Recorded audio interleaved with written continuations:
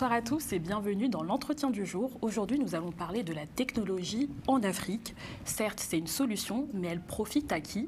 Et pour cela, on invite Jacob Geoffran-Bonkissa. Bonsoir. Bonsoir. Alors, vous êtes analyste économique et vous avez écrit un essai, le Social Banking Network, ces applications qui changent la vie des mobinotes africains. Tout à fait. Et moi, ce qui m'a interpellée, c'est la 4e de couverture, parce que vous parlez donc de l'essor du M-Pesa au Kenya, donc un système de microfinancement de transfert d'argent par téléphone mobile et qui s'est étendu depuis en Afrique du Sud, en RDC et puis bien même en Afghanistan, hein, ça s'étend beaucoup.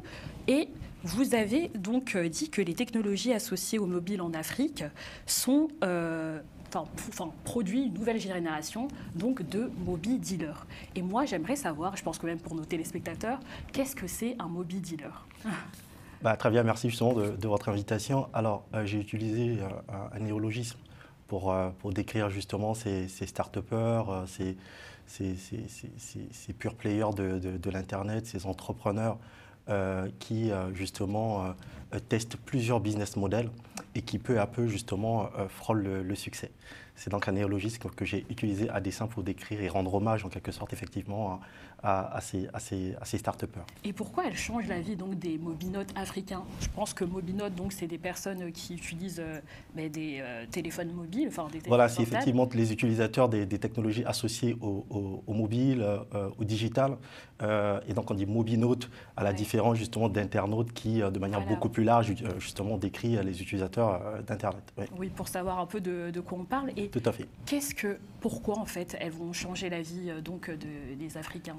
Tout simplement parce que c'est une génération particulière, une génération justement qui croit dans l'Afrique du 21e siècle, qui pense technologie et qui transforme nos usages au quotidien.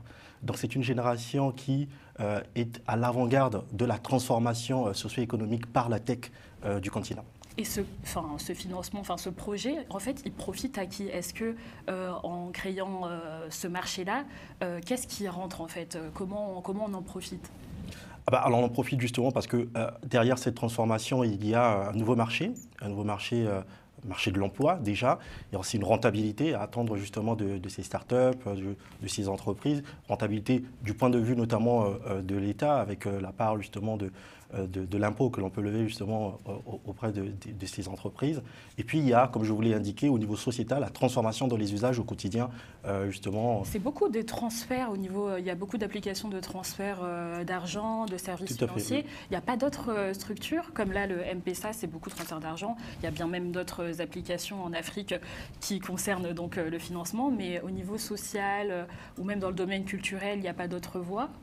Alors, il y a énormément de voies. Déjà, ce qu'il faut relever justement depuis 2007 avec justement l'essor du M-Pesa, c'est qu'il y a eu une accélération justement de la courbe de l'innovation. Donc, on a vu, partant du M-Pesa, plusieurs autres solutions dites de finances technologiques. Mais derrière, il y a d'autres offres, justement avec la révolution de Airoko TV, de Jason Zoku, qui justement pose un constat qui est celui de la pertinence du contenu local.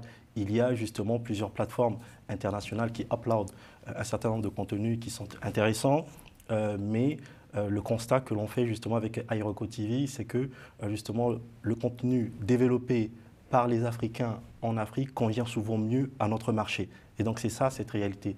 Il y a aussi la réalité justement de Kadiatou Abed en Mauritanie, qui de manière remarquable justement pense une solution en se basant justement sur la réalité de sa mère et le vécu de plusieurs autres femmes mauritaniennes. Vous savez, la Mauritanie est connue justement pour son taux de prévalence élevé de diabète de type 2. Et donc il fallait justement des entrepreneurs de la tech pour penser à des solutions adaptées à cette réalité, donc permettre justement aux personnes atteintes de diabète de saisir des données médicales sur l'interface de leur application. Donc là, on voit vraiment que ça apporte, donc d'où l'origine de cet essai. C'est un tome 2. Absolument. Donc pourquoi avoir fait cet essai-là en second tome? Alors, en second tome, l'idée, c'était derrière justement de revenir sur deux notions que je considère comme fondamentales. La première, c'est la résilience. Nous devons justement être résilients. Il y a une transformation à l'échelle du monde parce que nous sommes en train de migrer des technologies dites de low-tech, donc les technologies de développement et de mobile, vers les deep tech. Et ça, c'est absolument fondamental. Cette transition, il faut anticiper. Nous devons justement, et j'en parle dans le livre, faire preuve de solidarité numérique en Afrique pour renforcer notre résilience et être compétitif face à ces bouleversements. Et qu'en est-il donc de l'usage de l'évolution mobile en Afrique, parce qu'il y a une grande partie de la population aussi qui n'ont pas forcément accès au numérique. Donc comment on fait, comment on voit un peu l'usage, l'évolution en Afrique du numérique? Alors, ça s'annonce comment? Alors, c'est ce que je disais justement, cet usage, et vous m'offrez une excellente transition. Il faudrait déjà, comme je l'ai dit, acter le fait que nous sommes en train justement de passer à une autre étape, avec la fulgurance justement à laquelle nous sommes en train d'assister face à des pays comme l'Inde qui forment des milliers d'ingénieurs par an et l'Europe avec l'ambition justement de l'intelligence artificielle.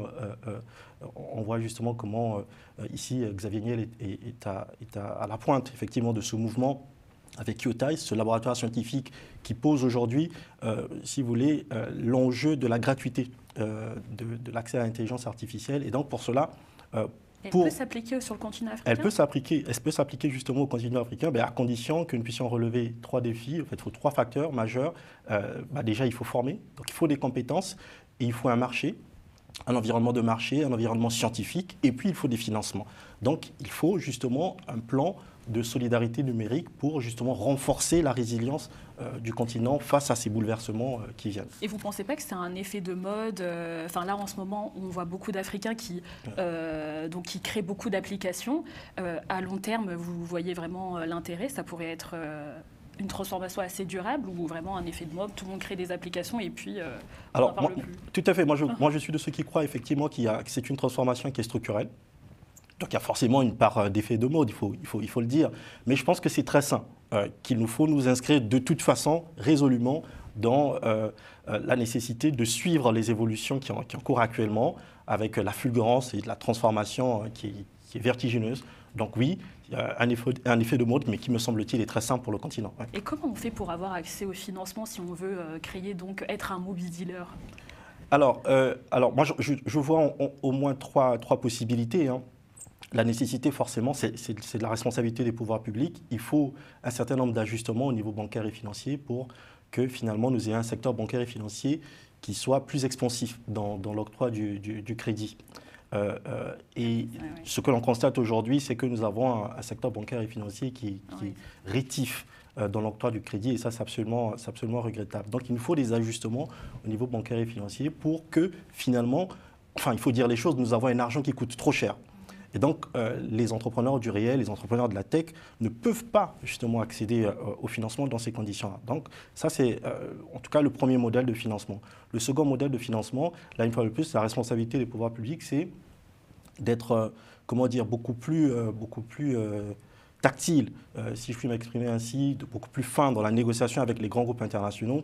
Et donc, la nécessité qu'à travers une sorte de péréquation, que nous soyons en capacité face à des grands groupes qui génèrent des bénéfices qui sont colossaux sur le continent, qu'à travers une sorte de péréquation, que nous soyons en capacité de financer justement ce qu'on appelle les EdTech, donc ces plateformes éducatives spécialisées justement dans les métiers du numérique, dans les métiers du digital. C'est absolument indispensable que nous ayons justement la possibilité de pouvoir financer, et pour nous c'est un enjeu fondamental. Et troisième possibilité, c'est un enjeu, il faut y croire, c'est inédit. Nous sommes en train d'assister à un croisement finalement de flux entre justement ce qu'on appelle les répates, donc les Africains qui, après une longue expérience en Occident, veulent aujourd'hui revenir sur le continent pour investir. Ce flux ne croise pas un autre flux qui est celui effectivement des migrants qui sortent, une jeunesse qui croit dans un avenir économique en Europe. Et donc il faudrait créer un canal où ces deux flux peuvent se rencontrer, les uns avec une expérience et peut-être aussi la capacité à pouvoir transmettre à cette jeunesse qui veut sortir du continent un certain nombre de réalités, une réalité qui est parfois fantasmée de l'Occident. Ce serait très, très, très, très important effectivement d'échanger à ce propos, mais aussi créer un nouveau marché de l'emploi. Parce que les répates viennent avec l'ambition d'investir et aussi d'apporter une expertise acquises ici sur le continent. Donc, de mon point de vue, il est très sain de faire se rencontrer effectivement ces deux flux migratoires. Et on dit que la digitalisation donc, est l'avenir de l'Afrique pour demain. Est-ce que vous aviez un conseil pour les jeunes start-upers qui essaieraient de se lancer? Je m'inclus moi-même dans ce conseil. Le premier conseil, c'est la nécessité pour nous finalement, si j'ose dire, de garder notre indépendance d'esprit. C'est absolument fondamental. Pas se calquer dans un autre modèle un peu plus occidental. Oui, mais nous avons notre originalité, ouais. Nous avons nos spécificités. Moi, je crois beaucoup, justement, je le disais, dans les entrepreneurs de la tech, je crois beaucoup dans cette transformation, mais je crois aussi aux artisans qui sont essentiels pour notre tissu économique. Au Congo, à Brazzaville, nous avons justement une coopérative de vanniers qui font des meubles formidables à Bifouti, pour ceux qui connaissent bien Brazzaville. Donc forcément, il y a un enjeu majeur. Donc il faut que nous ayons notre propre façon de voir, notre propre ADN. Donc il faut justement croire dans cultiver cette indépendance d'esprit. Et deuxième conseil, c'est peut-être la nécessité pour nous justement de nous libérer de nos propres obsessions, de nos propres peurs, pour travailler à solutionner les problèmes qui nous environnent sur le continent, mais aussi, il faut le dire, avoir l'ambition de transformer le monde. Eh bien, merci Jacob Geoffran-Bonkissa, donc auteur de Social Banking Network, ces applications qui changent la vie des mobinotes africains, qui est disponible donc en livraison sur Internet. Merci à vous d'avoir accepté notre invitation. C'est moi. Et nous, on se retrouve très prochainement pour de prochains entretiens du jour sur Global Africa Télé Sud.